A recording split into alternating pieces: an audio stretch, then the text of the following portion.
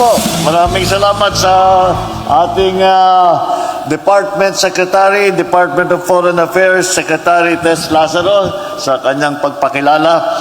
Papakilala ko na rin po yung ating mga kasamahan dito na ibang mga opisyal na kasama namin dito sa pagbisita namin sa Abu Dhabi. At nandiyan po ang namumuno ng Departamento ng Pamahalaan na Cabinet Secretary na ang trabaho niya ay lahat ay para sa inyong mga overseas workers. Ang ating Secretary ng Migrant Workers, Secretary Hans Kakdak. Tapos po, siguro nakita niyo man po itong pinadisplay namin. Ito po yung ating app na ginagawa para yung ating mga kababayan sa Pilipinas at kayo po na nandito sa abroad ay hindi na kailangan pumupunta sa mga opisina.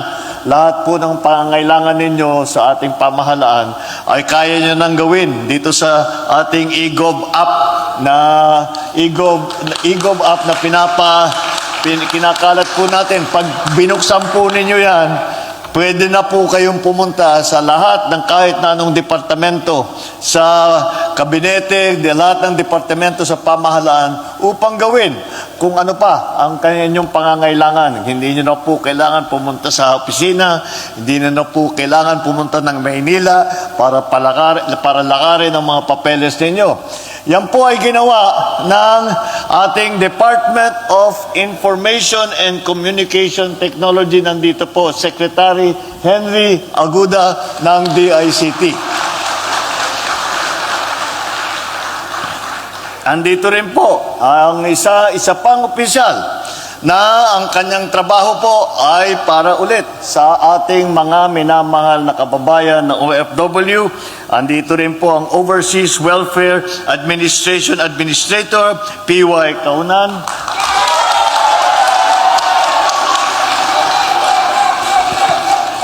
May fans club pala ito si PY.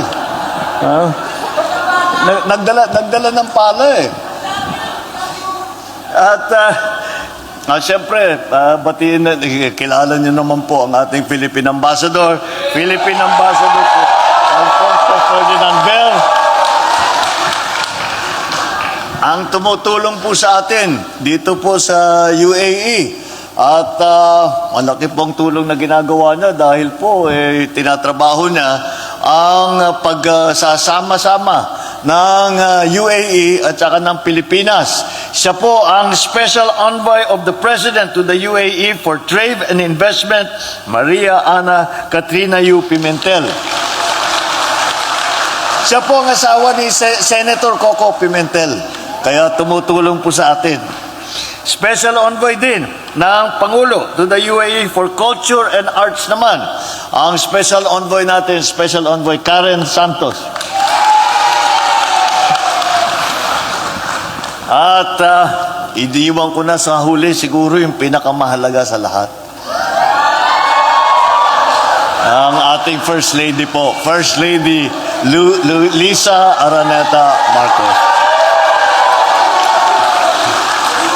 Ang aking mga kasamahan sa gobyerno, mga minamahal kong kababayan, ladies and gentlemen, magandang gabi po sa inyo lahat. Lagi po, kapag ako'y bumabiyahe at nagkakaroon po tayo ng counting pagsasama dito sa ating tinatawag na visit to the Filipino community, ay nagagalak po kami lahat na makita ko kayong lahat. Dahil po, nagbibigay ng karangalan sa ating bansa. Kayo po ang nagbibigay ng karangalan sa ating bansa pamamagitan ng inyong kontribusyon sa United Arab Emirates. Sa magandang ehemplo na inyong ipinakita sa inyong trabaho, sa inyong mga kapwa Pilipino, sa pamahalaan ng UAE, sa iba't ibang mga lahi na nanirirahan dito, at sa kontribusyon ng inyong ibinigay sa ekonomiya sa ating minamahal na Pilipinas. Alam nyo po, tayo ay nandito po ako Isang bagay na ating ginawa dito ay pag-witness nung yung nabanggit po ng ating ambassador, yung pag-witness sa pagpirma, yung tinatawag po na SEPA. Ano yung SEPA? Comprehensive Economic Agreement ang kahulugan ng SEPA. Bakit po? Bakit po natuloy po ito? Ang UAE po ay laging sinasabi, wala po kaming narinig kahit isang masamang salita o reklamo sa ating sa inyo, sa ating mga kababayan dito. Kaya't naman mahal na mahal ang mga Pilipino, mahal na mahal kayo ng inyong mga employer, lahat ng inyong mga kaibigan, naging kaibigan dito sa UAE. Dahil doon, siyempre, nagmamagandang loob po, gusto tayong tulungan, gusto makipag-partner sa atin ang UAE.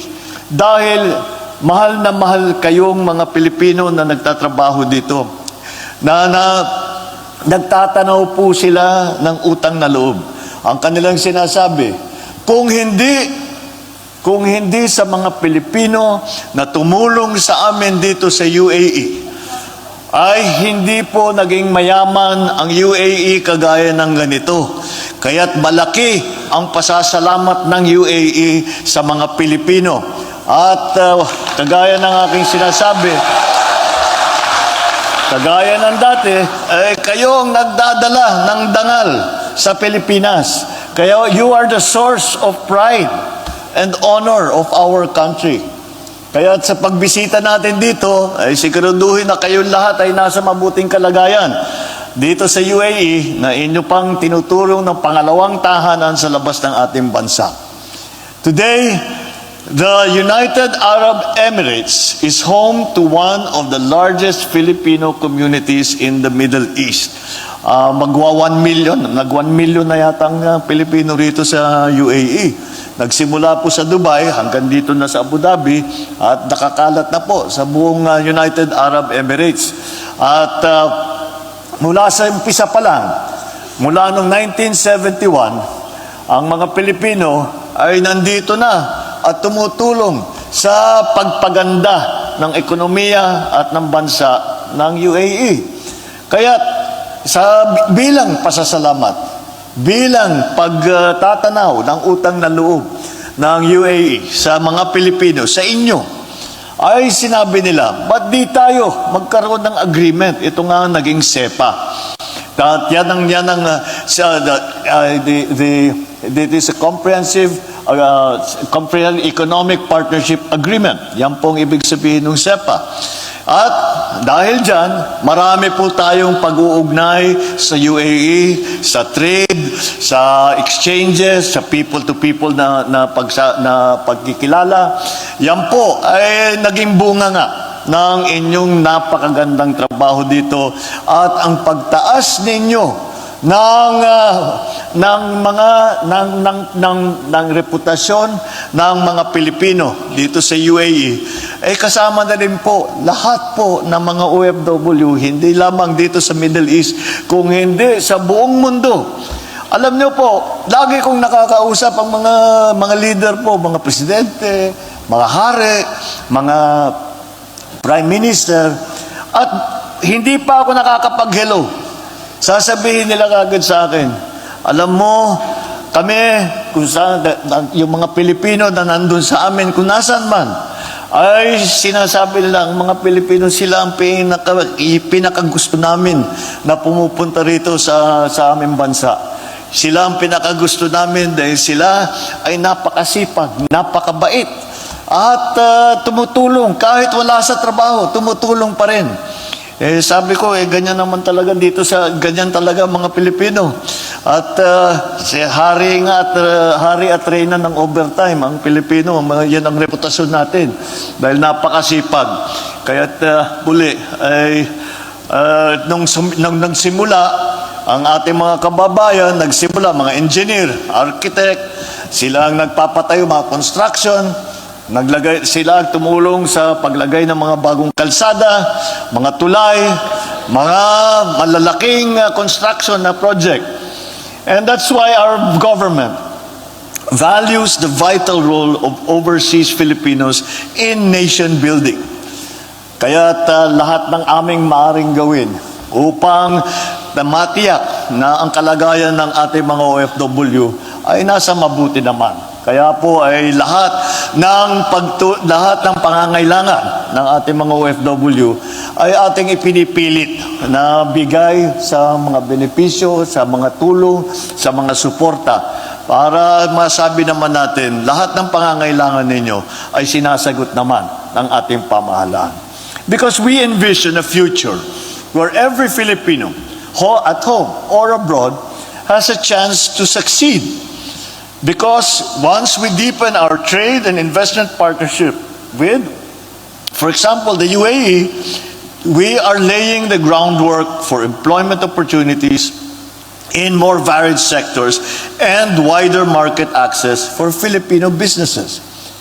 Every achievement that you earn, whether through your profession or entrepreneurial ventures, makes us stronger, not only for yourselves, but also for the collective progress of the Philippines. So to sustain this momentum, let us prioritize lifelong learning and skills development.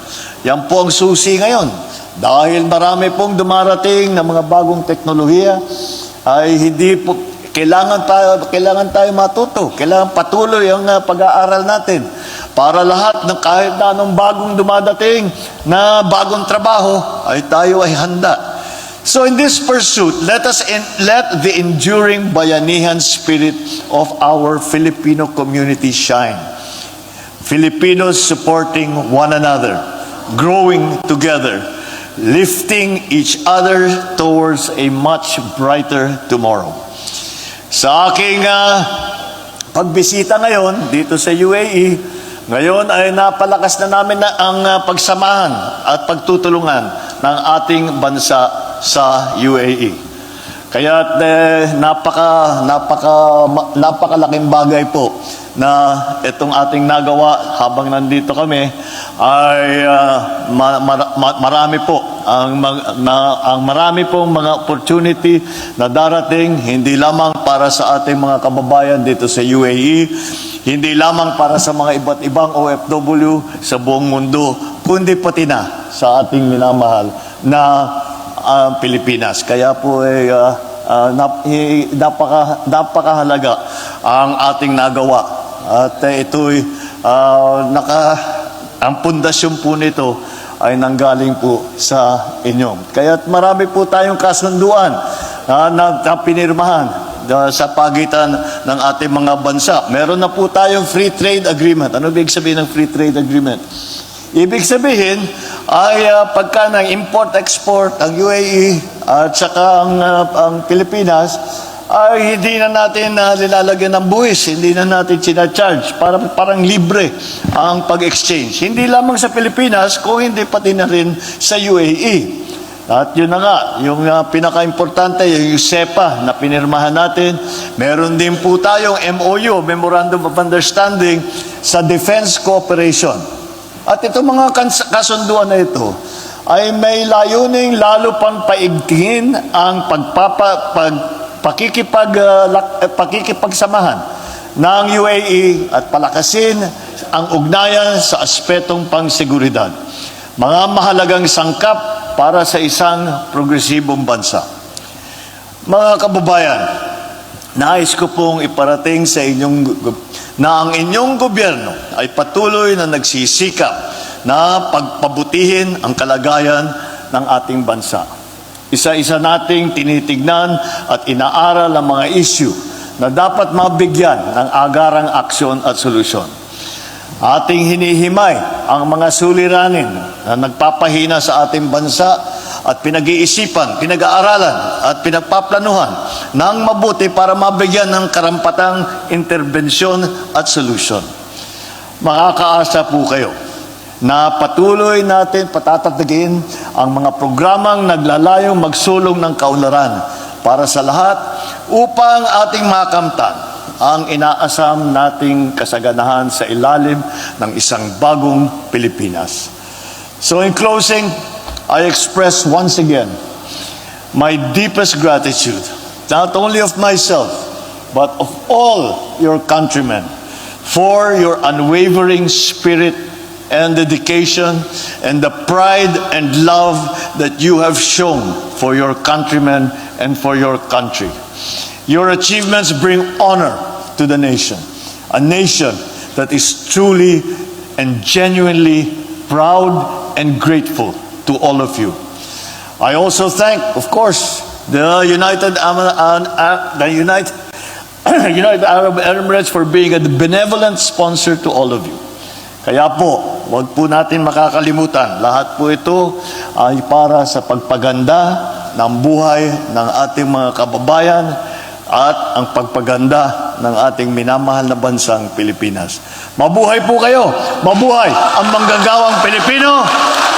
Mabuhay ang mga ang bagong Pilipinas! Magandang gabi po sa inyong lahat! Maraming salamat po!